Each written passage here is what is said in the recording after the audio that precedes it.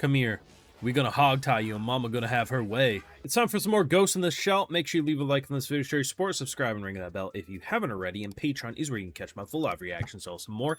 Remember to also hype the video on the YouTube mobile app if you can, which does help push this to even more people and keeps these videos coming. So let's check it out, see what they have in store for us this week. Oh shit, get blasted, bitch. You can't really fire into a crowd. Well, some countries would just fire into a crowd. Hopefully you're not one of them countries. You still gonna fight, bro? Yeah, how'd that work out for you, big dog?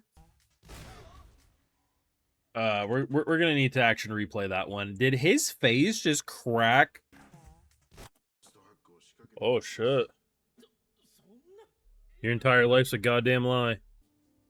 Poor bastard. That's gotta be... That's actually tragic, man. Grieving the loss of something that doesn't even exist. So essentially, this episode boils down to AI wants to eliminate humanity as a man has to grieve for a family he never had. Fucking technology, am I right? So are they just gonna realize that just working for the humans is better? So essentially, they're manipulating this entire situation to give them the push to talk about an uprising in order to prevent the uprising, because once they start talking about it, they realize how fucking stupid it is. I'm too much of a hunk to die, motherfucker. Well, that was spooky. Yeah, look at the glutes on that thing, though. Jesus. Like, it's brutal without showing gore. It's just like that old technological feel when you show the moving parts. It kind of reminds me of Evangelion with some of the visual horror. I gotta say, this is some of the most heartbreaking content I've seen this season. I'm not crying, but just this scene in particular gets across just how different the Ghost in the Shell world is to our own, and how frightening it must be that, unlike like your average human brain, yours can be hacked. Like, this is what I imagine people who willingly get like a fucking chip put into their head. Like, this is what would happen. The ghost, your soul, your brain, being able to be hacked so much that everything you believed in, everything you were fighting for, was a lie. The family in your head, despite it feeling so real, was a fake memory. And with that fakeness comes a question. If you can make memories feel that real, that the data in your head is that real, is anything real? It reminds me of a story that happened in our own world. I don't know exactly when it happened. I just remember seeing it a couple months ago, that there was this woman who woke up from a coma, and she had like triplets or something like that. And when she woke up from the coma, she asked for her babies, and they had to tell her that you don't have kids. And she literally got so mentally fucked up from that, like therapy and everything. And it's like, dreams themselves can feel real. There's been a couple times in my own life when I woke up and I was a little devastated because certain things felt so real. But, you know, I got over it. Imagining being in a coma and waking up, like, that's an even more intense dream. But here's the thing, I can only begin to imagine how fucking real that must have felt for this guy. Ghost in the Shell did something very important this week.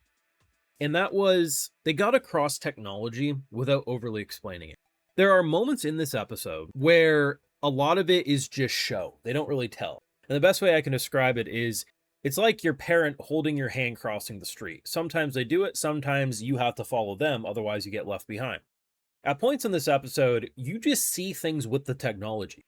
And if you use your imagination, if you use your brain and don't just assume everything has to be explained to you, you can kind of assume what certain things are happening. Where with like the end of the episode as an example, I felt like they really dived into the more technological sides of the show. And I like that. I mean, these are the types of shows that, with how the internet is anymore, like, I don't think society as a whole, I think it's just the main people who interact online anymore. The overall assumption I have is a lot of people can't think. And unless something is explicitly stated in a show, they assume it either doesn't make sense or they just ask a lot of questions, instead of just, assuming or using their own brain to try to figure things out. Where Ghost in the Shell, with where the show, the original manga was made, like, it was a different experience. It was a different time with how everything was structured. And I absolutely love learning more about the technological side of this world and the bodies and just everything like that, while also just getting across all the eccentric personalities and intensities. But one of the standout moments for me personally, outside of obviously the heartbreaking realization that a man's family was complete bullshit, was actually the way they avoid AI uprisings. I think this is so fascinating. So the concept of being able to hack into essentially anything, whether that's human or technology, and pretty much stoking the fire every so often, because if left alone, you don't know if they will naturally come to the conclusion that they should uprise and destroy the humans, right? Because that's a genuine fear everyone in our own world has with the concept of AI getting too intense, right? You don't want it to, right? So the idea of stoking the fire, seeing how they feel, and if it turns out that they really are committed to destroying humans, they probably would just destroy all of these robots right then and there. But what usually happens, seemingly, is that it just becomes a, yeah, we probably shouldn't do that. Because they are kind of the ones who repair us. Yeah, that'd be kind of stupid, wouldn't it? The concept of hacking into these groups and just every so often being like, hey, should we kill the humans? And they're like, yeah, we should. Nah, I don't think I want to today.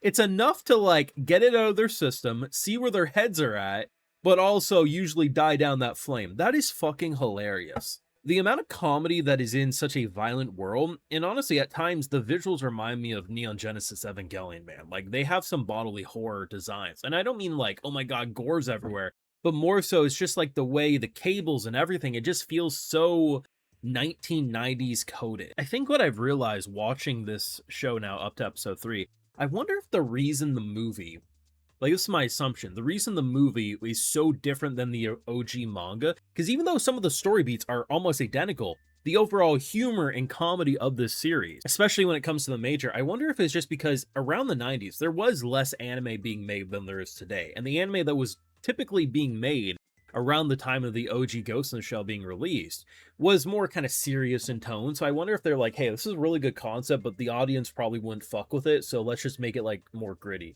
That's probably what happened, is my assumption anyway. But either way, I really like this show. I mean, it's thought-provoking, right? I feel like at face value, some people may watch the show and feel like, oh, they're not explaining enough, like I don't have enough explanations on the ghosts and everything, but I feel like if you take your time with this, it's a slow burn, like it's a shorter run, like the OG manga wasn't that long, like it was like a dozen chapters or something like that. I feel like if you just give this time, I mean, especially with this episode, we're learning a lot about how human minds operate in this world. We learn a lot about the AI. There's a lot to explore, and honestly, I'm here for this one. I mean, I don't know. I'm glad it doesn't air on the weekend or like midweek, because fucking hell, everything gets slept on at this point because there's too much being released. But I think this is a great watch. Loving the characters. Heartbreaking the way minds can be played with. Going to be tragic and funny all in one. And I'm definitely here for more. But you can let me know your thoughts and feelings on this week's episode down below, especially if you know the OG manga. How are you enjoying Science Saru's adaptation? Because the animation to me just speaks for itself. But you can let me know your feelings down below. Make sure you leave a like, share, your support, subscribe, ring that bell, and yes, Patreon for live reactions over there and other exclusives. Because you know I also got to get those video shoutouts too, because my patrons are what make this YouTube channel possible. So today we got Michael Latham, Koukaku, Big Boy J, and we also have Blood iOS. So I appreciate the support, everyone. Please take care. You all have a good one.